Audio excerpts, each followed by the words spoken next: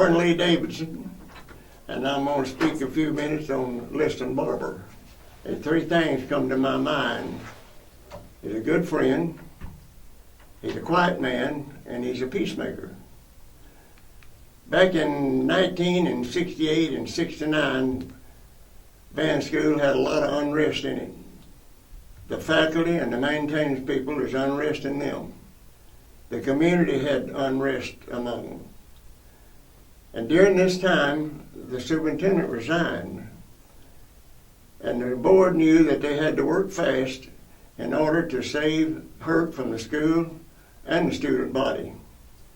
We had a man here in the administration at the time that everybody respected and liked, and Liston Barber was offered the superintendent's job.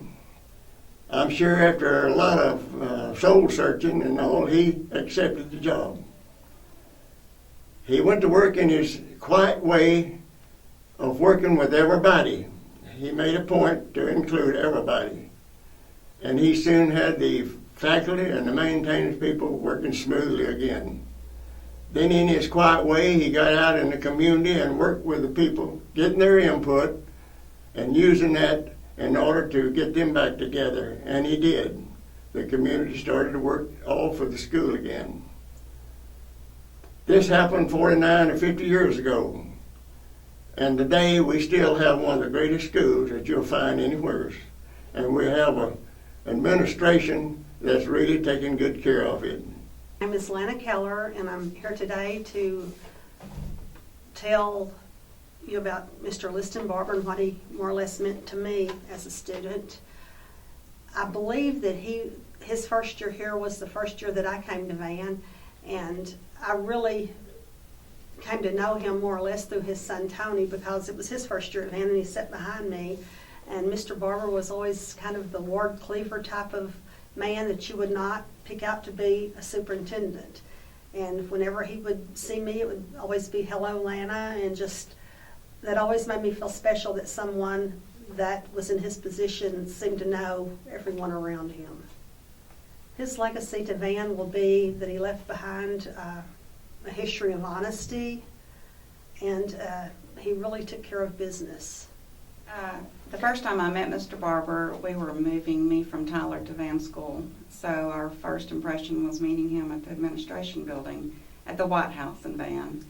And just remember him being very kind and a great smile and made us feel welcome. And I was transferring in from the lost tribe of Galena.